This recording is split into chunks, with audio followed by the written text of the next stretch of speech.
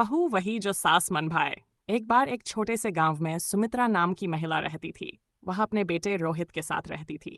सुमित्रा को हमेशा ये चिंता रहती थी कि उसका बेटा शादी कर ले और घर में बहू आए।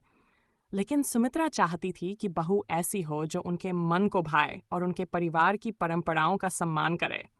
कुछ समय बाद रोहित की शादी शहर की एक पढ़ी लिखी लड़की नेहा से हो गई। नेहा खूबसूरत, समझदार और सलीकेदार थी, लेकिन वह शहर के तौर तरीकों से पली बड़ी थी। यह बात सुमित्रा को खटकती थी।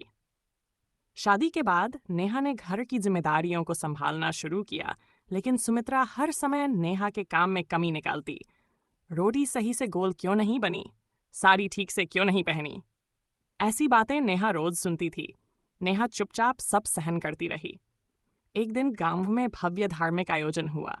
सुमित्रा ने सोचा कि नेहा इस आयोजन में अच्छा काम नहीं कर पाएगी, लेकिन नेहा ने अपनी सूझबूझ और मेहनत से सब कुछ इतनी खूबसूरती से संभाला कि सभी रिश्तेदार उसकी तारीफ करने लगे।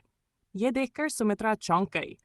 उस रात सुमित्रा ने नेहा से कहा, तुमने आज बहुत अच्छा काम किया, लेकिन मैं सोचती थी कि तुम हमारे परिवार में फिट नहीं हो पाओगी।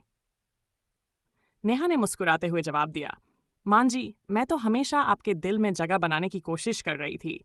मैं जानती हूँ कि मैं आपकी सोच से अलग हूँ, लेकिन मैं हमेशा आपके सम्मान का ध्यान रखती हूँ। सुमित्रा को एहसास हुआ कि नेहा का दिल कितना बड़ा है। उन्होंने नेहा को गले लगाते हुए कहा, तुम सच में वही बहू हो जो हर सास के मन को भाए। उस दिन के बाद सुमित्रा और नेहा के बीच कभी कोई दूरी नहीं रही। सास बहू का रिश्ता दोस्ती में बदल गया और उनका घर खुशियों से भर गया। शिक्षा। सास बहू का रिश्ता विश्वास और समझ पर निर्भर करता है। अगर दोनों एक दूसरे को समझने की कोशिश करें तो घर स्वर्ग बन सकता है।